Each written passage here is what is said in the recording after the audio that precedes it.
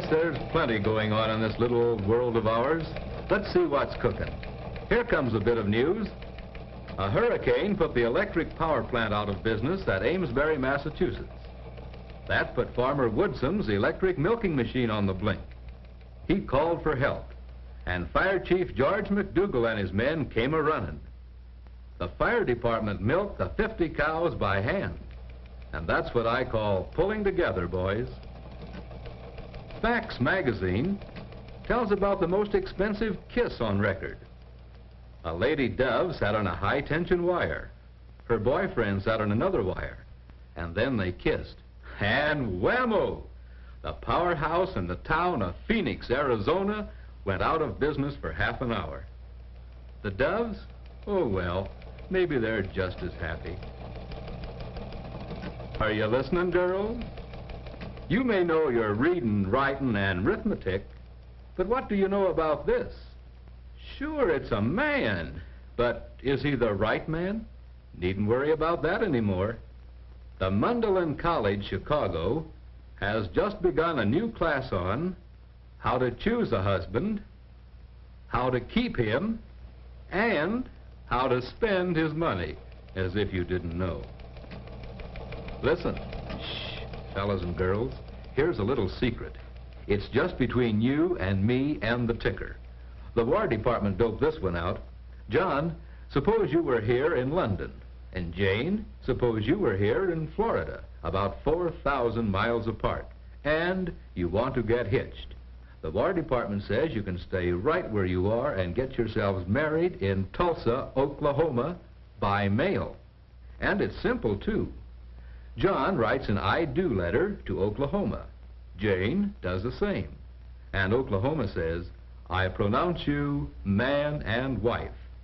The only thing left is the distance between you and Jane. The War Department hasn't any idea what to do about that. But cheer up, kids. We'll have television soon. Taking candy from a baby is supposed to be the height of something or other. But here we have a bunch of kids in Mrs. J.T. Wright's nursery in Dallas, Texas, who were robbed. Yes, robbed. A low-down burglar got away with a box of 200 diapers. Well, anyway, that's one thing they can't pin on the kids. Talking about inventions, here's something, brother. The United States Patent Office has just issued a patent on an overcoat. Not just an ordinary coat, of course. This one is heated by electricity. The warming current of comfort comes from a bunch of batteries which you carry in a suitcase. Hope the inventor provides a little trailer with a fire extinguisher, you know, just in case of a hot seat. Calling all fishermen. Yep, you fellas with your rods and reels. The Wildlife Service at Washington, D.C. is coming out with a new radar gadget.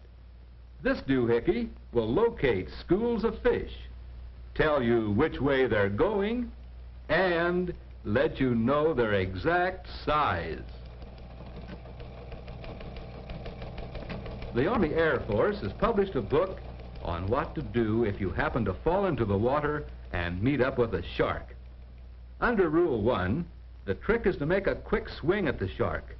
Slap the water around and holler like blazes. That's supposed to ruin the shark's self-confidence. If that doesn't work, grab the shark's dorsal fin and hang on until he gets tired. If that doesn't work, haul off and give him a swift kick in the nose. A shark can't take it on the snoot. There's nothing to it. Here's a very, very sad piece of news. A gasoline truck pulled up to Walter Secchieri Station in Detroit. The driver connected the hose and pumped gas into the pipe, but the gasoline gauge said empty. Now let's take a look under the sidewalk. This is the station's gas tank, and this is where the gas went, right into the sewer. 864 gallons of good gas right into, well, let's draw a curtain over this sad episode. Next time you go to New Jersey, in the neighborhood of West Orange, look up a fellow named Coughing Arslanian. He's a Yale graduate. Don't know the exact address, but he lives among the branches of a giant oak tree. His home has a floor and a ceiling, but his wife couldn't get used to no walls, so she left, and our friend is still up a tree. Something about your pinup girls? Well, fellers, here's a gal, and what a gal. Just listen to this. She's a volunteer, 25 years old, worth $7 million. And what a scrapper. She was in the sneak attack on Pearl Harbor. Got herself badly injured, too. Spent a year getting over that. Then she did her stuff at Normandy on D-Day, and again at Cherbourg. She's got plenty of service ribbons and the Purple Heart. Who is she? The battleship Nevada. What a gal, what a gal. How's your memory?